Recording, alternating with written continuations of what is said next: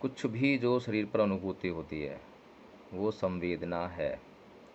संवेदना को जो है पहले की भाषा में वेदना कहते थे। वेदना 3 प्रकार की होती है, सुख वेदना, दुख वेदना, ना सुख ना दुख वेदना। तो जो तीनों तरह की वेदना है वो हमारे चित्त को प्रभावित करती है और हमारे संस्कारों के निर्माण में सहायक बनती है। तो हमें वेदना से उत्पन्न होने वाले जो संस्कार हैं उनको रोकना होता है, क्योंकि यही संस्कार हमारे भव का कारण होते हैं। तो दुख वेदना होते ही हमें द्वेष होने लगता है, घृणा होने लगती है, मन जो है द्वेष रंजित हो जाता है। तो ये जो द्वेष रंजित होने की जो हमारी समस्या है, उससे हम जानते हैं कि हम अपने जीवन में जब व्यवहार करते हैं तो कितने दुष्परिणाम हमें झेलने को मिलते हैं। वो दुष्परिणाम तो बहुत स्थूल होते हैं, स्थूल स्थूल तरीके से जो है हम जब द्वेष रंजित होते हैं, जैसे कि मन में या चित्त में क्रोध आया। तो क्रोध आने की कई अवस्थाएं होती हैं। एक तो क्रोध आपके मन में ही है, अभी बाहर परिलक्षित नहीं हुआ। मन में ही है, बाहर परिलक्षित नहीं हुआ है, तब तक तो ठीक है। लेकिन जैसे ही क्रोध चित्त से बाहर निकलकर बाहर परिलक्षित होने लगता है तो वह दुष्परिणाम देने लगता है। और दुष्परिणाम कई बार तो बहुत भयंकर होते हैं, कई बार तो बहुत असहनशील हो जाते हैं, दूसरों के द्वारा भी और हमारे द्वारा भी। तो द्वेष रंजित होना जो है, जो वेदना है, वह बहुत नुकसानदायक है, हर पल संस्कार देती है।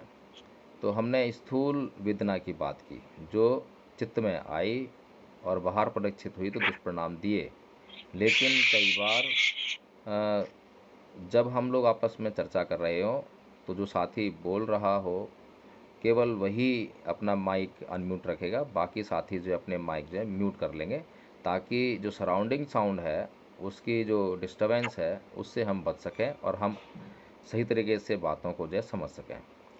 तो जो विजेंद्र जी माइक म्यूट कर लें प्लीज़, बहुत बहुत साधुवाद। तो जो द्वेष रंजित होने की जो समस्या है हमारे जीवन में, वो हमारे जीवन में बहुत ही दुष्परिणाम लाती है।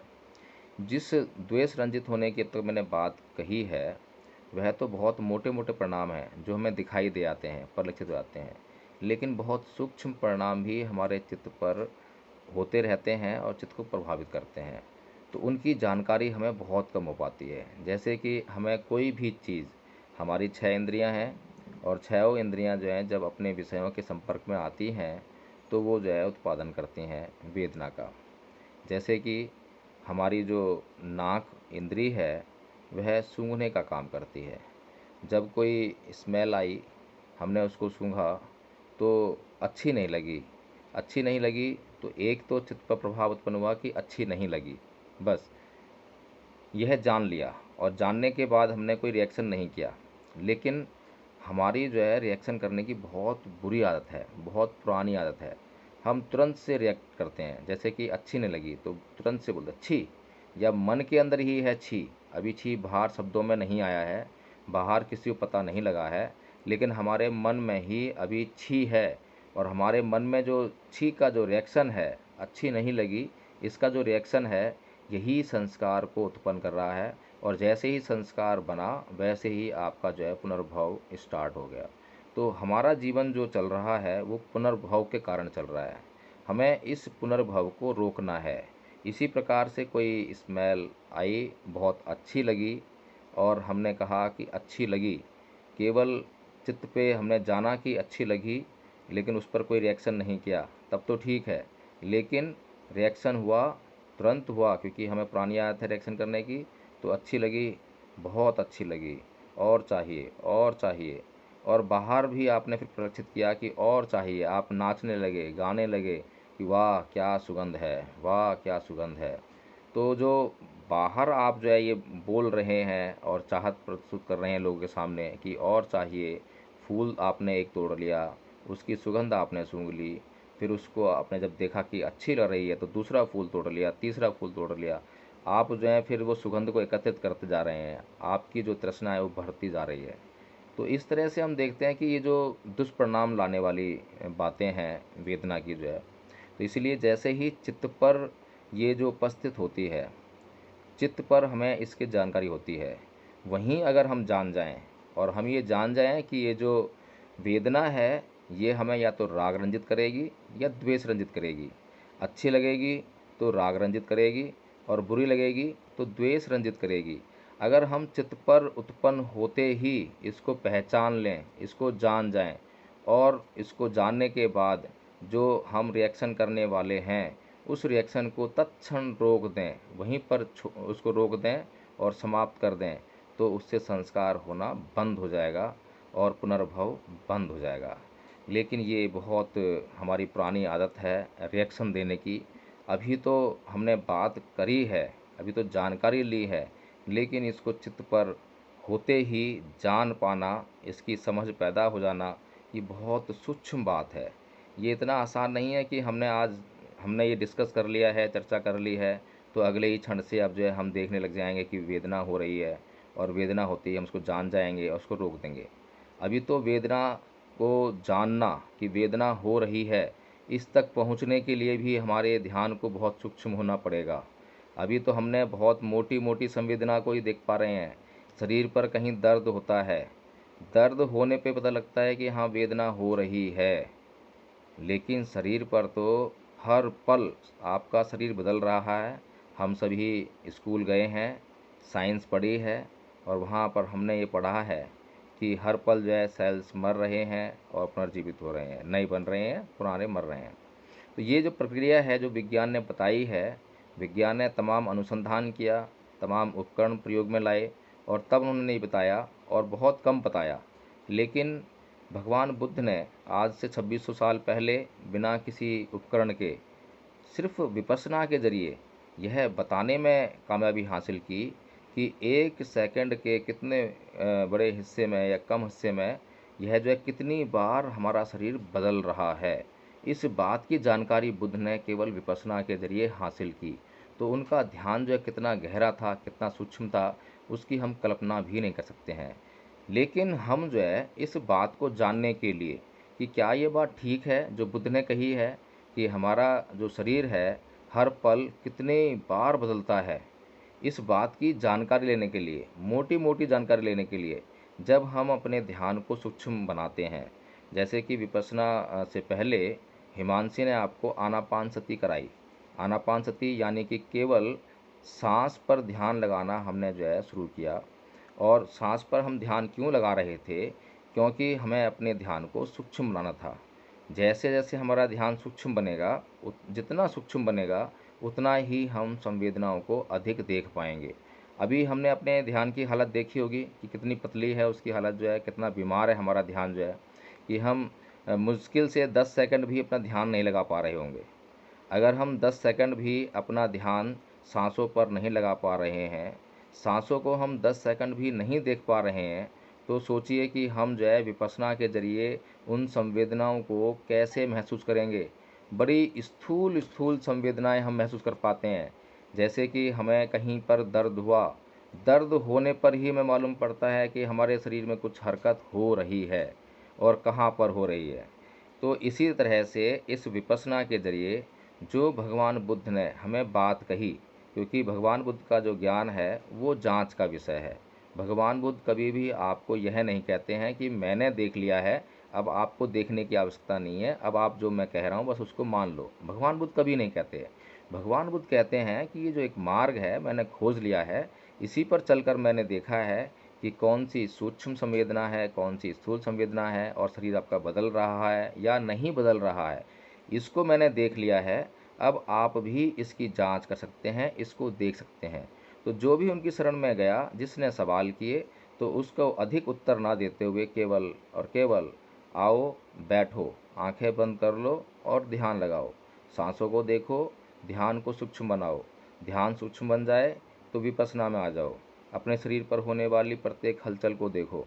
तो इतना करते ही हम ये जान जाते हैं कि जो भगवान बुद्ध ने ज्ञान खोजा था वो सही है। अगर हमें संवेदनाएं दिखाई देने लग जाएंगी तो भगवान बुद्ध का कथन बिल्कुल ठीक है कि हमारा शरीर बदल रहा है। अगर हमें संवेदनाएं महसूस नहीं होती तो हम जो है भगवान बुद्ध की कही बात को जांच नहीं सकते हैं। तो ये बहुत ही स्पष्ट बात है, स्पष्ट कथन है कि भगवान बुद्ध ने जो कहा, क्या वह सत्य कथन था, क्या वह असत्य कथन था, ये जांच का विषय है। और इसकी जांच हम बड़े आसानी से कर सकते हैं, लेकिन समस्या हमारे सामने ये है कि हमें केवल आधा घंटे का समय मिलता है सुबह सुबह, और यह आधा घंटे का समय केवल आपको सिखाने के लिए है, बताने के लिए है। आप इसको जो है सीख कर, यहाँ से जान कर, आप पूरा दिन कभी भी आपके पास समय मिलता है तो आप ध्यान लगाइए। उस 1 घंटे का कम से कम आप टाइम लीजिए।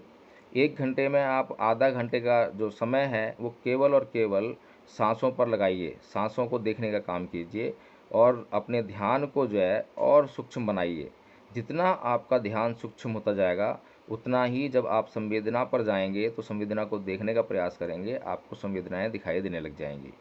तो मैं समझता हूँ कि बहुत ज़्यादा बोलने से जो है बातें ज़्यादा समझ में नहीं आती हैं, दिमाग से निकल भी आती हैं, तो कम बोला जाए। तो किसी और साथी को कुछ और पूछना हो तो प्रश्न करें, प्रश्न करने से ज़्यादा अच्छा समझ में आता है। जी। हेलो। हेलो। हम्म। कौन बोल रहे हैं? ये मैं हरिदास बोल रहा था। जी, थोड़ा सा लाउडली बोलें क्योंकि हमारी भी संवेदनाएं थोड़ी सी बहुत स्थूल हो गई हैं और हम भी इस समस्या से पीड़ित हैं। जी। मैं जी जी जी मैं मैं कबीर पंथी हूँ। बहुत बढ़िया, बहुत बहुत और साधुवाद। मैं ये जानना चाह रहा था कि क्या कबीर साहब बुद्धिस्ट थे? देखिए हरिदास जी, कबीर जी जी। साहब बुद्धिस्ट थे या नहीं थे, इससे क्या फ़र्क जी पड़ना है ये बताइए। जो बुद्ध ने हमें ज्ञान दिया, वो कौन से धर्म जी का ज्ञान दिया, कौन से पंथ का ज्ञान दिया? क्या बुद्ध ने किसी पंथ का ज्ञान दिया? नहीं, बिल्कुल नहीं। बुद्ध ने हमें प्राकृतिक ज्ञान दिया। नहीं। ये जो संवेदनाओं की बात कर रहे हैं, सांसों को देखने की बात कर रहे हैं, क्या बुद्ध से पहले सांसें लेते नहीं थे क्या हम? क्या संवेदनाएं हमारे शरीर पे होती नहीं थी? सब कुछ होता था, लेकिन उसकी जानकारी हमें नहीं थी। बुद्ध ने केवल प्रकृति से उस जानकारी को निकाल कर हमारे सामने ला के दे दिया कि देखिए ये जानकारी है और इसके आधार पर आप जो है अपने कष्टों को इस प्रकार से दूर कर सकते हैं। तो मार्ग दिया है। जो हमारे संत हुए हैं, गुरु हुए हैं, महापुरुष हुए हैं, उन्होंने कोई विशेष कार्य नहीं किया, अलग से कार्य नहीं किया। उन्होंने केवल प्रकृति में जो ज्ञान छुपा हुआ है उस ज्ञान को खोजकर आपको लाने का महानतम कार्य किया, इसीलिए वो महान बन गए।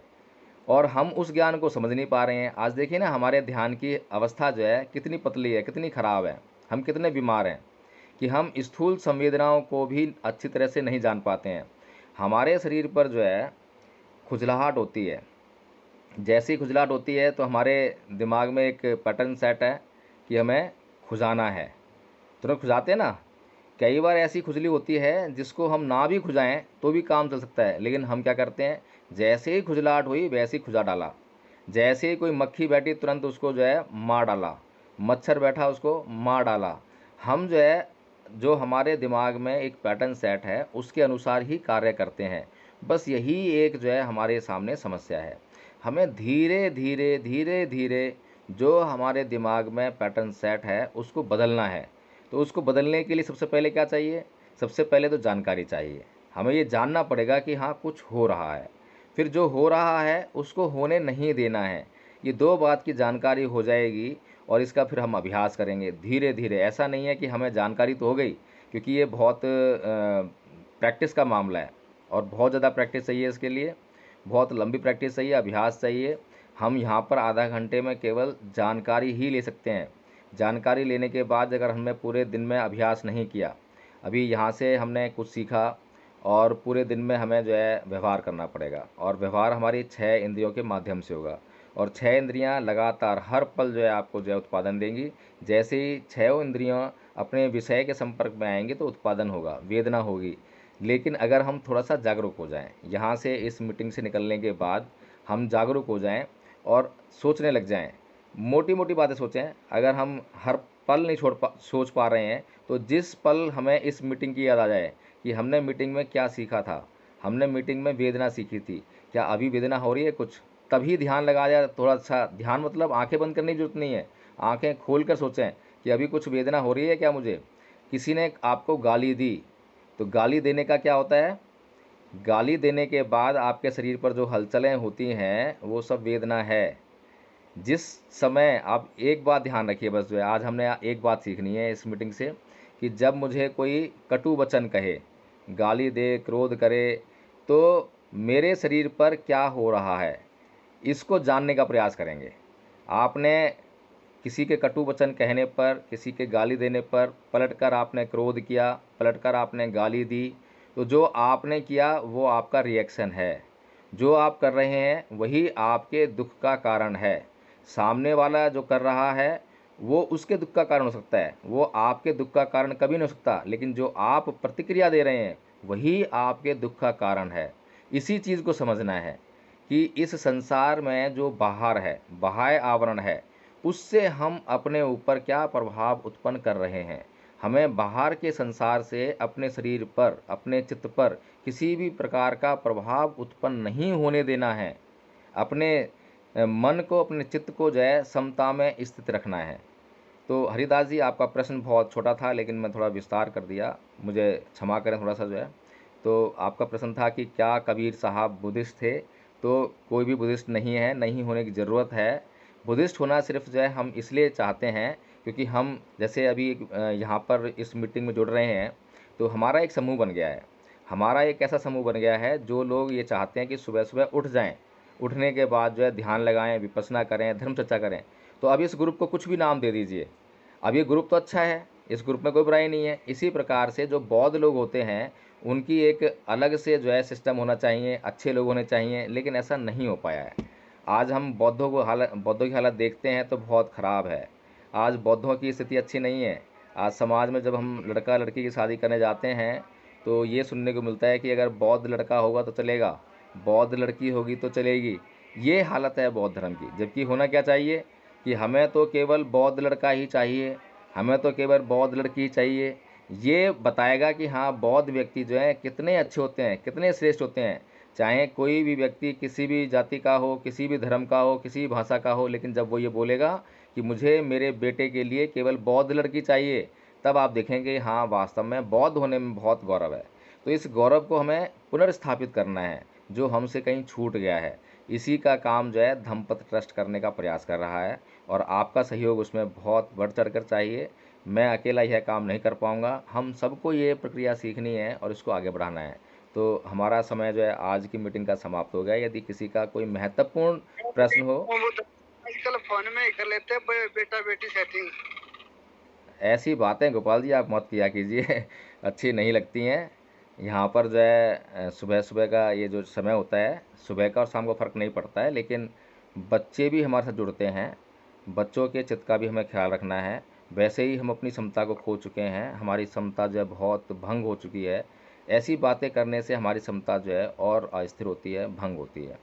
तो ऐसी बातें नहीं करनी चाहिए हमें जो है गोपाल जी।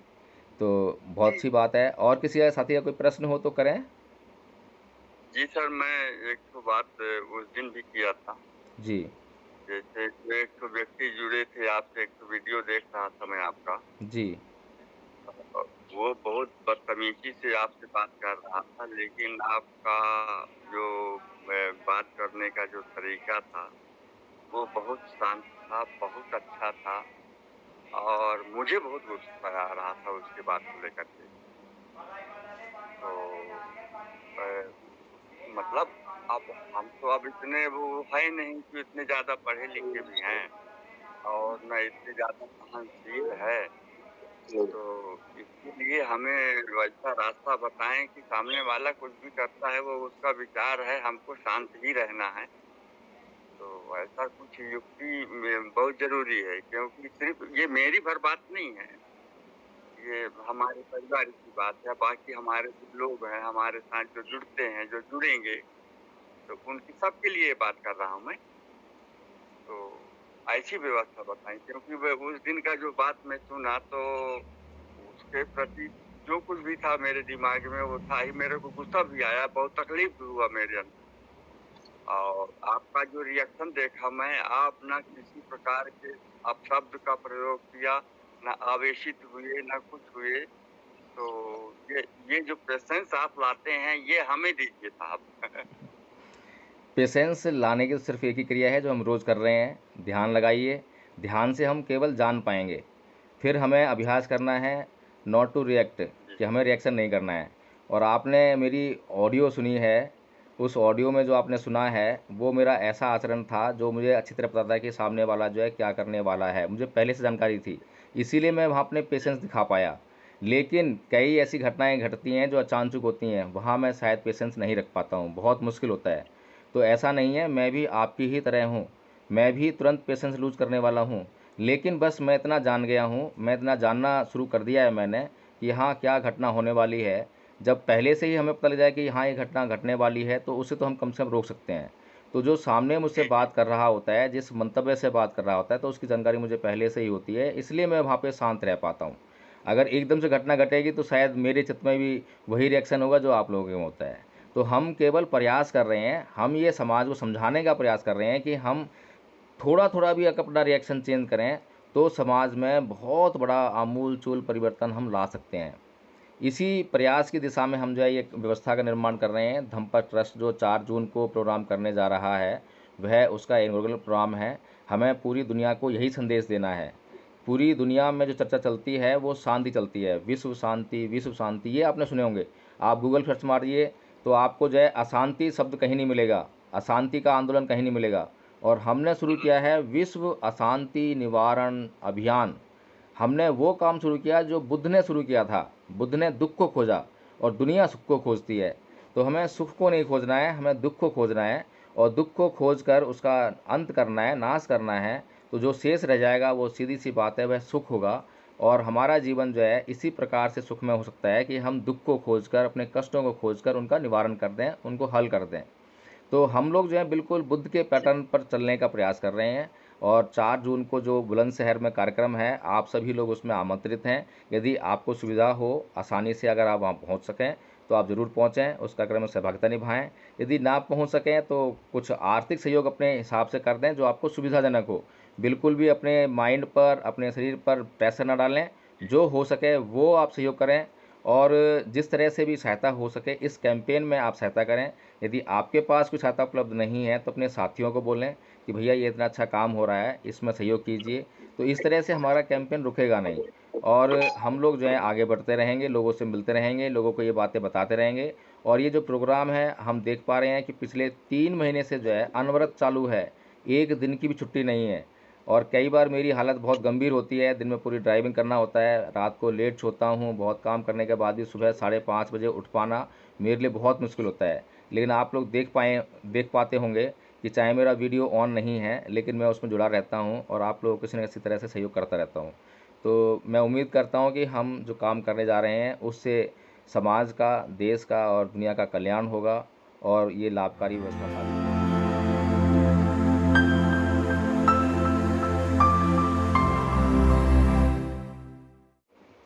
सभी की आंखें बंद हो, कमर सीधी हो, शरीर के हर अंग का निरीक्षण करें और वहां हो रही संवेदनाओं को जानें।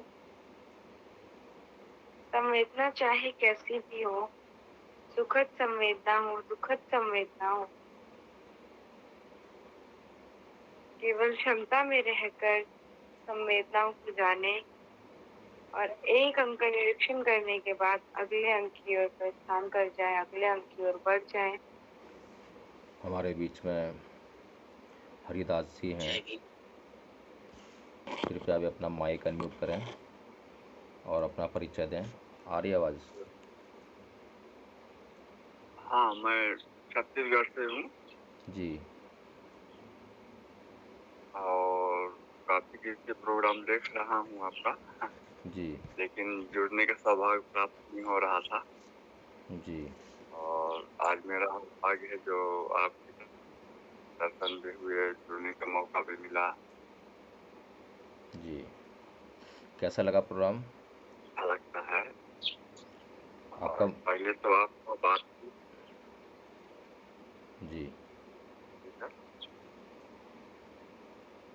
और आपका जो कार्यक्रम है, आपका जो व्यवस्था है, आपका जो बात है, बताने का तरीका है, शैली है, काबिल तारीफ है। मैं बहुत खुश हूँ कि आप लोगों से मैं जुड़ पा रहा हूँ और आप लोग मुझे जानते हैं कि नहीं, ये भी कोई व्यक्ति है और मुझे दिल से खुशी है, बहुत खुशी। जी, आपका और आशा करता हूँ किसी को ध्यान लगाने में कोई परेशानी हुई, किसी को ध्यान लगाने में कोई परेशानी हुई, किसी को जी ध्यान नहीं, लगाने में कोई कोई परेशानी हुई। परेशानी नहीं। जी, सभी ने विपश्यना के दौरान संवेदनाएं देखी, सभी ने विपश्यना के दौरान संवेदनाएं देखी, सबको संवेदनाएं दिखाई दी।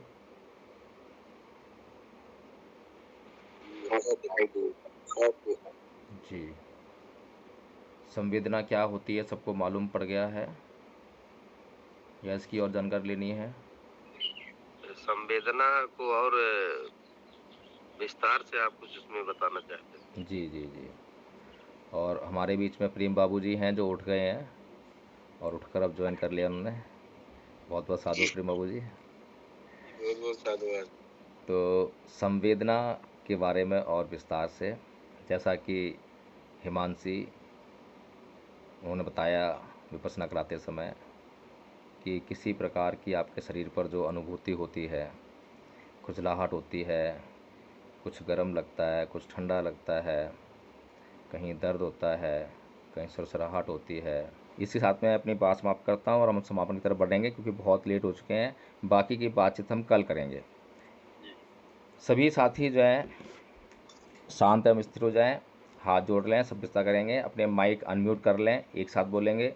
जिन्हें आती है, जिन्हें नहीं आती है वे सुनेंगे और जानने का प्रयास करेंगे।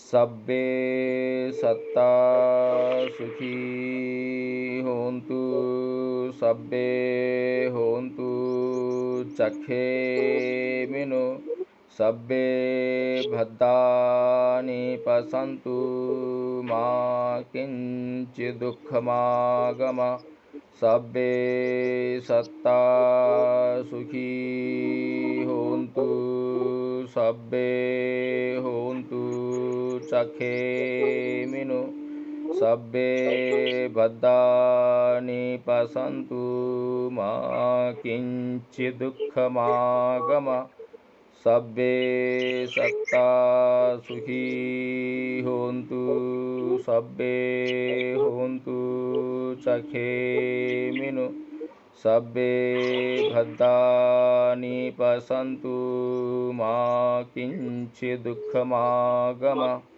साधु साधु साधु। दुनिया के किसी भी प्राणी को कोई कष्ट ना हो। यदि किसी को कोई कष्ट हो तो उसे अपने कष्टों को दूर करने के लिए एक सम्यक मार्ग प्राप्त हो, सम्यक मार्ग प्राप्त हो, सम्यक मार्ग प्राप्त हो। भवतु सब मंगलं, भवतु सब मंगलं, भवतु सब मंगलं। सभी साथियों को जय भीम, नमो बुद्धाय। कल तक के लिए, कल फिर ज्वाइन करते हैं। जय